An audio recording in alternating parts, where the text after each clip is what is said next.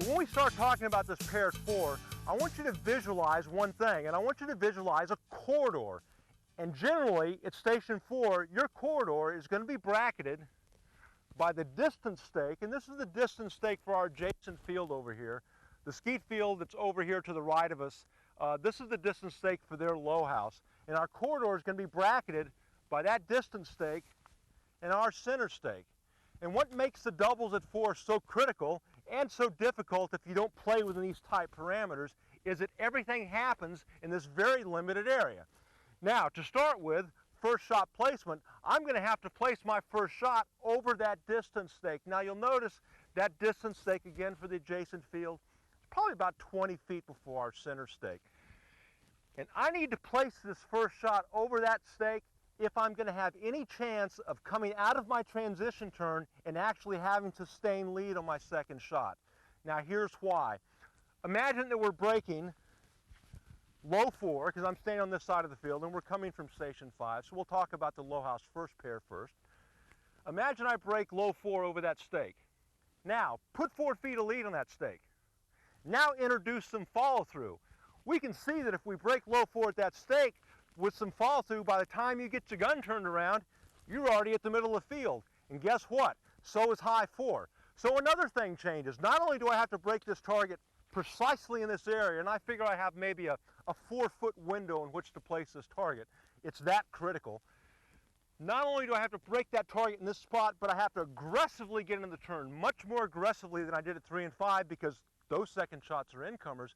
I have to aggressively get into this turn, and now we've been talking all evening about shifting the eyes across the barrel and going and finding the second target. We don't have that luxury here. We don't have that luxury because high 4 is already at the middle of the field, and so are we. So we're going to break low 4, run into the turn, and look straight up. And as we look straight up, we're going to find our second target, again, come out of transition, hopefully with sustained lead, and take this shot as it exits the corridor. Now we can see this is an outgoing target. Again, and most importantly here, we've showed this over the shoulder shot on 3 and 5, but here's where we really want to notice the gun working within this corridor that we set up. Those limits that we place between the distance marker for the adjacent field and our center stake, and how each shot is taken and the gun is controlled in that very limited area to give us a good, easy, sustained lead shot on both targets at 4. Good foot position, hold point a third of the way. Eyes shift back. Pull. And we can see the first shot taking as it enters the corridor aggressively, and immediately the gun turns up to the second target, and high 4 is broken as it exits the corridor. And what some people refer to as stacking the targets, which is something that I don't always look for, but it looks kind of cool if it happens. But most importantly, it's that first shot placement, and that brings up another good point. A lot of times people ask me, where am I breaking the second target? Well, second shot placement is pretty much set up by first shot placement. If my first shot is placed well, my eyes shift and I control the gun, second shot placement takes care of itself. And we'll get into that even more deeply a little bit later. Now, let's take a look at this pair through the eye cam.